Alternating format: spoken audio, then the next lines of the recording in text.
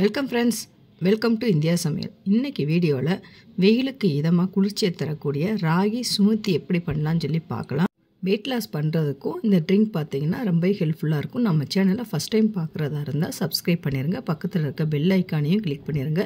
அப்போ தான் நான் போகிற ஒவ்வொரு வீடியோ நோட்டிஃபிகேஷனில் வரும். சின்னதாக ஒரு லைக்கும் பண்ணிடுங்க. ஒரு 7-8 பாதாமை நைட்டே நான் ஊற வச்சு எடுத்திருக்கேன். மேலே இருக்க தோலை இந்த மாதிரி எடுத்துருங்க. நம்ம நல்லா ஊற வச்சிட்டோம்னா தோலெல்லாம் நல்லா ஈஸியாக வந்துடும். இந்த மாதிரி எல்லா பாதாம் பருப்புகளையும் நான் தோலெல்லாம் எடுத்து வச்சுருக்கேன். நெக்ஸ்ட்டு பார்த்திங்கன்னா வேர்க்கடலையும் நைட்டே ஊற வச்சுட்டு எடுத்திருக்கேன். இந்த மாதிரி நல்லா ஊற வச்சு எடுத்துக்கோங்க. இப்போ வேர்க்கடலையும் பாதாம் பருப்பையும் இப்போ இந்த மாதிரி எடுத்து வச்சுக்கலாம். இப்போ ஒரு மிக்சிங் பவுலில் 1.5 டேபிள் ஸ்பூன் ராகி மாவு சேர்த்துக்கலாம். கொஞ்சமாக தண்ணி சேர்த்து கட்டில்லாமல் கலக்கிக்கிறலாம். இந்த மாதிரி கலந்து எடுத்து வச்சுக்கோங்க. இப்போ ஒரு பவுலில் 1 கப் அளவுக்கு நான் தண்ணி சேர்த்துருக்கேன். தண்ணி நல்லா சூடாகட்டும்.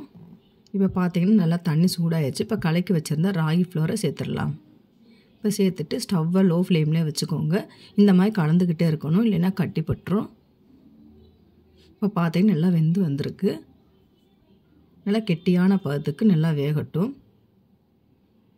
3 பேரிச்சம்பழம் எடுத்திருக்கேன். அது கொட்டையெல்லாம் எடுத்துகிட்டு இதோடையே சேர்த்துடலாம். இப்போ சேர்த்துட்டு நல்லா வெந்து வரட்டும். இப்போ பார்த்திங்கன்னா நல்லா வெந்துருச்சு. ஒரு பிஞ்சளவு உப்பு சேர்த்துக்கலாம். இப்போ கெட்டியான பதத்துக்கு வந்துருச்சு. இப்போ நம்ம ஸ்டவ் ஆஃப் பண்ணிடலாம். இப்போ பார்த்திங்கன்னா நல்லா ஆறி இருக்குது, நல்லா கெட்டியான பதமாக இருக்குது. இப்போ ஒரு மிக்ஸி ஜாரில் நம்ம வேக வச்சு வச்சுருந்த அந்த ராகி மாவும் பேரிச்சம்பழத்தையும் சேர்த்துடலாம்.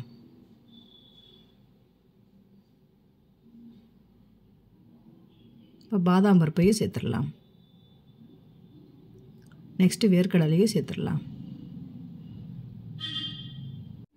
இப்போ நம்ம பேரிச்சம்பழம் சேர்த்துருக்கனால கொஞ்சம் ஸ்வீட் இருக்கும். கொஞ்சம் ஸ்வீட் எடுத்து கொடுக்குறதுக்காண்டி 2 டேபிள் ஸ்பூன் நாட்டு சர்க்கரை சேர்த்துக்கலாம்.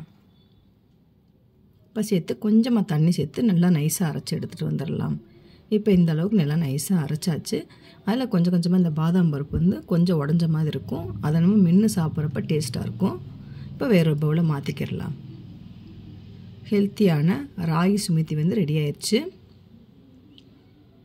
மேலாப்போ கொஞ்சமாக பாதாம் பருப்பை இந்த மாதிரி ஆட் பண்ணிக்கிடலாம். 1 டீஸ்பூன் தேன் சேர்த்துக்கலாம். நீங்களும் இந்த மாதிரி ட்ரை பண்ணி பாருங்கள் ஃப்ரெண்ட்ஸ். வெயிலுக்கு இதமாகவும் ரொம்ப சூப்பராக இருக்கும். ட்ரை பண்ணி பார்த்துட்டு கமெண்ட் பண்ணுங்கள். உங்களுக்கு இந்த வீடியோ பிடிச்சிருந்துச்சுன்னா லைக் பண்ணுங்கள், ஷேர் பண்ணுங்கள், கமெண்ட் பண்ணுங்கள். உங்களை நான் வேறு சந்திக்கிறேன். பாய். தேங்க்ஸ் ஃபார் வாட்சிங்.